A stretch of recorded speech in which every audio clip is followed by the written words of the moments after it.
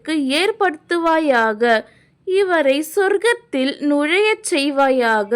இவரை கப்ருடைய வேதனை, நரக வேதனை ஆகியவற்றிலிருந்து காப்பாற்றுவாயாக. இஸ்லாமிய சகோதர சகோதரிகளே, ஜனாசா தொழுகையின் துவாவும் அதனுடைய பொருளும் இப்போ நீங்கள் பார்த்துருப்பீங்க.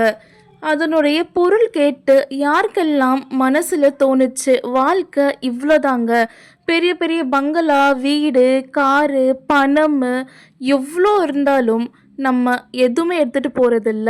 தொழுகை, நல்ல நன்மைகள், அதுதான் நம்ம அல்லாஹ்கிட்ட எடுத்துகிட்டு போகிறோம். மரணம் என்பது ஒரு நாள் எல்லாருக்குமே நிச்சயம். அதிலிருந்து யாராலும் தப்பிக்க முடியாது. ஜனாசா தொழுகை ரொம்பவே முக்கியமான ஒன்று.